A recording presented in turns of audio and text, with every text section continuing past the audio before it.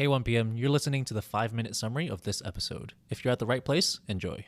So, in summary, there are 4 major pathways involved in antipsychotics. They're the mesolimbic, which is responsible for positive symptoms, mesocortical, which is responsible for negative symptoms, the tubular and fundibular pathway, which is involved in prolactin release, and the nigrostriatal, which is involved in the extrapyramidal side effects of antipsychotics. And in case of psychotic people, there is high dopamine in the mesolimbic pathway, and then in mesocortical pathway, conversely, they have very low dopamine. There are 2 different types of antipsychotics. There's typical and there's atypical antipsychotics, or first generation and second generation antipsychotics. So with typical antipsychotics, they work mainly just by blocking dopamine. In the mesolimbic pathway, this addresses the positive symptoms of psychosis, so the hallucinations and delusions.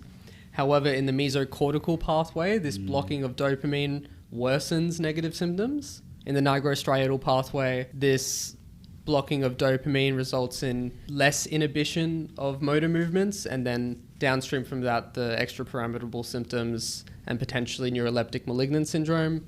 And then the tubular and fundibular pathway, this blocking of dopamine results in less inhibition of prolactin. So you get prolactin increasing, galactorrhea, gynecomastia, and menstrual irregularities. In atypical antipsychotics, the main way it works is it strongly antagonizes serotonin receptors and then weakly antagonizes dopamine receptors. And this is different because typical antipsychotics, they didn't affect serotonin receptors. And in atypical antipsychotics, though they do block dopamine receptors, the affinity for dopamine receptors is much lower. So they bind strongly to serotonin receptors, bind loosely to dopamine receptors.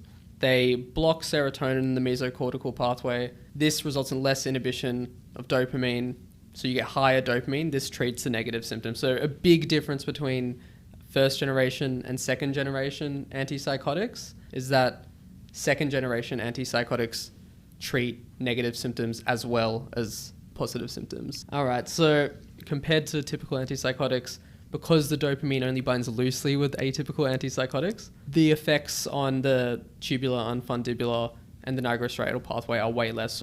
And the main other difference between them and typical antipsychotics is because of their serotonergic effects, they can affect insulin and glucose metabolism, resulting in metabolic syndromes.